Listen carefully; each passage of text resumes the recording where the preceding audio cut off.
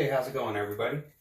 We're going to be doing a small little repair patch really quick. As you can see, it's a pretty gnarly hole. I've already gone through and removed all of the old debris that's broken. So that's one thing that we got to do first, is take all that stuff out. So next, we're going to cut our lines that we just drew.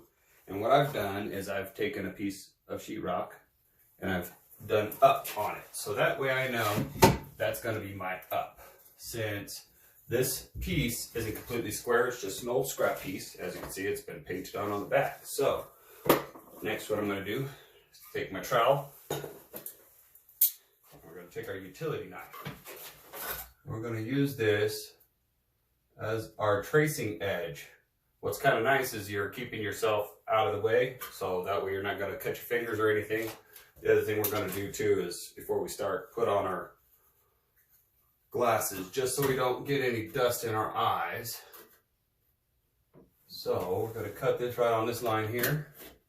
Start at the corner and stop at the corner. Let's do it on this side here as well. And get it right on the line. I'm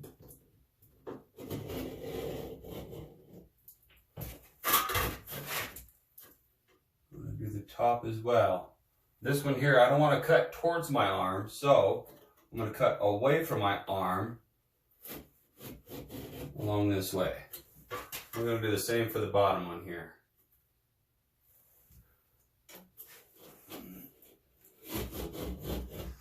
All right, next, let's go ahead and get our hole saw. So on this one, I'm going to make it a little bit easier to handle. This one is an adjustable one. You can pick these up at Ace Hardware. So since we're going to be working at an angle today, and guess what? We already have a hole, so that way I can get started going right on into that. Now, the other thing that I've also done is I've also made sure that there's nothing behind this wall. The only thing that's behind the wall is the brick right here and furring strips.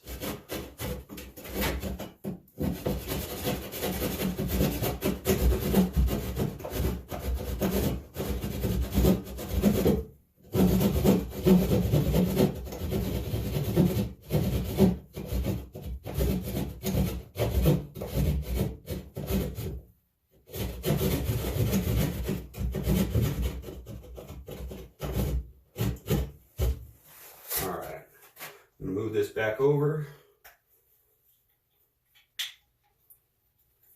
Since we do have our wall in the back there, kind of want to keep it at a little bit of an angle so that way we're not hitting the brick. So next, it does look like we have a furring strip right on the back side here. So this line, what we're going to do is we're going to score it. We may hit a couple of screws or nails. So we're just going to be careful so we don't mess up the teeth of our saw. That would not be fun. And next, we're going to come in this way.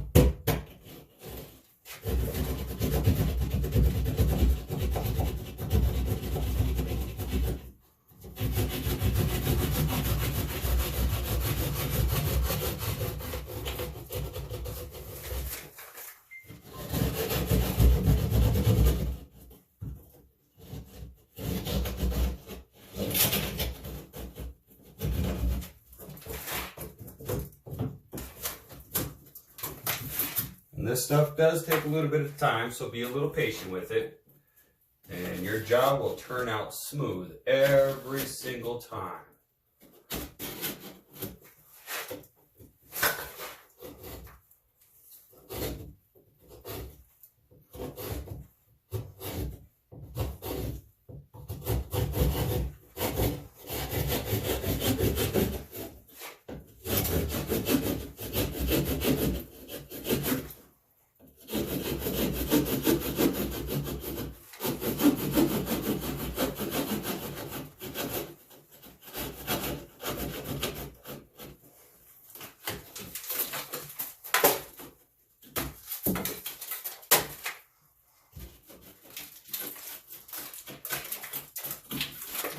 there we are.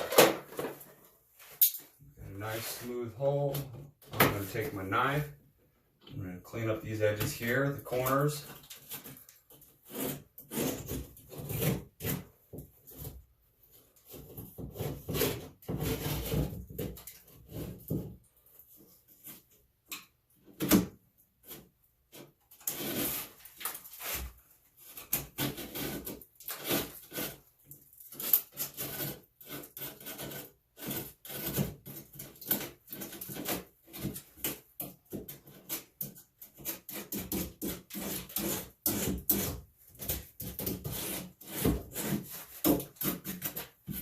The other thing that I'm doing too is I'm back dragging my knife, so that way it's making all of my edges nice and smooth. Next, we do have a furring strip on the one side, but say that you don't have a furring strip on the other side, kind of like how we don't have anything to support the back side of this on this side. So what we're going to do is we're going to get some trick wood.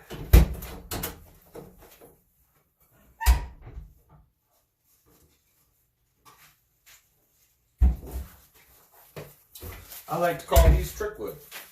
It's actually a shim or wedge, whatever you prefer to call it. I do have some long ones and some short ones. As you can see, they're tapered pieces of wood. Goes out thin to a thicker point. So I have a couple of these, and they're really, really simple to break. But say, for instance, couldn't get this one in because there was something that was blocking it. Even though this one here, I can actually get it in there just right. Well, that's where the smaller ones come into play. Because all you're really wanting to do is just give your back just a little bit of support, so that way it brings your boards nice and flush together when you're working with it. You could also do it at an angle if you'd like to do it at an angle. If you want to get a couple of those in there, you can definitely do that as well. So what I'm going to do is grab a couple of screws. See where we have screws. Of course, I have to put all my tools right on top of the screw box. Alright, so we're just going to use some short drywall screws on this one.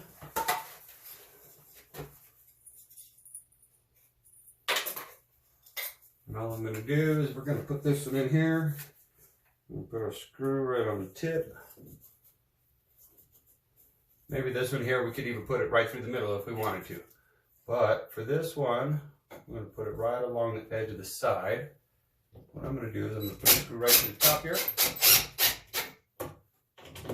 So that grabs.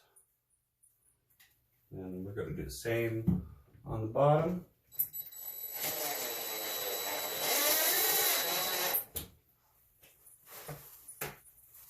So that way we can put this piece of board right inside and it's nice and flush.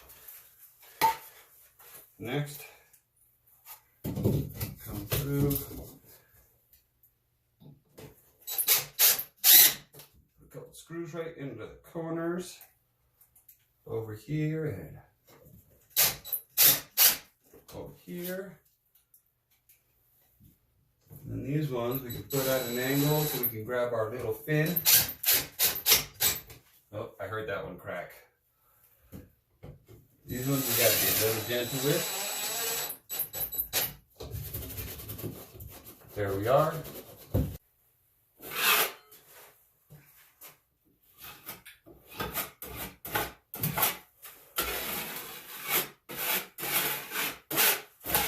All right, so we just finished putting our mesh tape up. Now we're going to get us some mud.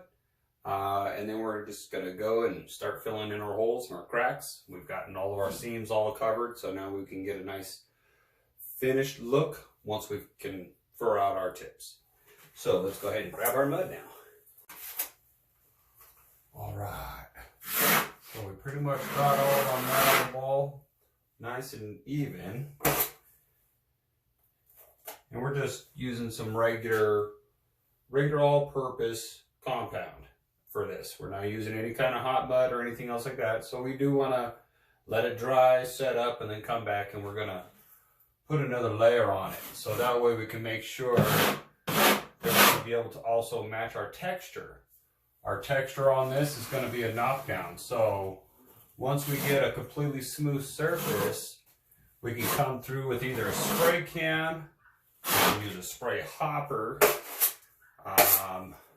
but that way we'll be able to match our texture. So, and there's so many different kinds of textures. So if you don't know what your texture is, get online, do a Google search. You'll probably be able to find different kinds of texture patterns. So that way you know what you're looking at. If it's going to be an orange peel, knockdown, if it's going to be a hawk and trowel, then you know that you're just going to be able to put mud right on your trowel and stick it right up on the wall. That's pretty much what hawk and trowel means. So if you're wanting that by hand texture, then that's what you're going to be looking at, is hawk and trowel. All right, folks. Well, I definitely do appreciate you coming today. What I would do is I would stay tuned for more videos like this one, where we're going to show you tips and tricks of the trade. All righty. Thank you. Have a good one.